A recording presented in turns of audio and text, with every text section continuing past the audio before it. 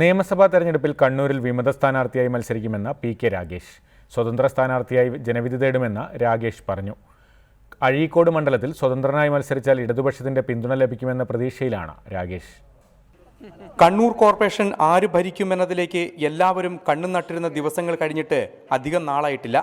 ഒടുവിൽ രാഗേഷ് ഇടതിനൊപ്പം നിന്നതോടെ കോൺഗ്രസുകാരുടെ കണ്ണു തുറന്നു. ഉപാധികൾ അംഗീകരിക്കാമെന്ന് ഉറപ്പ് നൽകിയതിന് പിന്നാലെ രാഗേഷ് DCCയിലുമെത്തി. എന്നാൽ എല്ലാ വിഷയങ്ങളും അതുപോലെ കിടക്കുകയാണെന്നും ശാശ്വത പരിഹാരം ഇനിയും ഉണ്ടായില്ലെങ്കിൽ നിയമസഭാ തെരഞ്ഞെടുപ്പിൽ സ്വതന്ത്രനായി മത്സരിക്കുമെന്നും പി.കെ. രാഗേഷ് പറഞ്ഞു. ഈ വിഷയങ്ങളിലൊക്കെ ശാശ്വതമായ ഒരു പരിഹാരം പാർട്ടി നേതൃത്വം മുന്നോട്ട് വന്ന് പരിഹരിച്ചിട്ടില്ലെങ്കിൽ തീർച്ചയായും ഒരു നിയമസഭാ മണ്ഡലത്തിൽ സ്ഥാനാർത്ഥിയായി ഉണ്ടാവാനുള്ള സാധ്യത വളരെ അധികമാണ്. എന്നാൽ എവിടെ സ്ഥാനാർത്ഥിയാകണമെന്നത് ഐക്യജനാധിപത്യ സംരക്ഷണ സമിതി തീരുമാനിക്കുമെന്ന് രാഗേഷ് പറയുന്നു. അതേസമയം അഴീക്കോട് മണ്ഡലത്തിൽ ജനവിധി തേടാനാണ് പി.കെ. രാഗേഷ് ഒരുക്കം കൂട്ടുന്നത്. കഴിഞ്ഞ തവണ LDFന് അപ്രതീക്ഷിത തോൽവിയേറ്റ അഴീക്കോട് മണ്ഡലത്തിൽ സ്വതന്ത്രനായി രംഗത്തിറങ്ങിയാൽ ഇടതു പിന്തുണ ലഭിക്കുമെന്ന പ്രതീക്ഷയിലാണ് പി.കെ. രാഗേഷ്. അതിനിടെ കണ്ണൂരിൽ മത്സരിക്കാൻ തയ്യാറാണെന്ന കെ. സുധാകരന്റെ പ്രസ്താവനയോട് പി.കെ. രാഗേഷിന്റെ പ്രതികരണം ഇങ്ങനെയായിരുന്നു.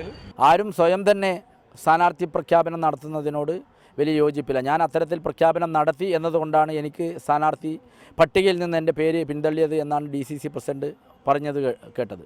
അപ്പോൾ അതുകൊണ്ട് തന്നെ ഇവിടെ ആരൊക്കെ മത്സരിക്കണം, ആരൊക്കെ ഏതെല്ലാം സ്ഥാനങ്ങളിലേക്ക് വരണം എന്നതൊക്കെ തീരുമാനിക്കേണ്ടത് പാർട്ടിയും KPCCയും ഹൈക്കമാൻഡൊക്കെ ഉൾപ്പെട്ട കാര്യങ്ങൾ ആലോചിച്ചുകൊണ്ടാണ്. അതിനു മുമ്പ് തന്നെ സ്വയം പ്രഖ്യാപനം നടത്തുന്നത് എന്ത് തന്നെയാലും ശരിയല്ല എന്നാണ് എനിക്ക് പറയാനുള്ളത്. പി.കെ. രാഗേഷ് വീണ്ടും റിബലാകാൻ തീരുമാനിച്ചതോടെ പിന്തിരിപ്പിക്കാനുള്ള ചർച്ചകൾ ഇനി DCCയിലും ചൂടുപിടിക്കും. കണ്ണൂരിൽ നിന്നും കെ. ശശീന്ദ്രൻ, റിപ്പോർട്ടർ.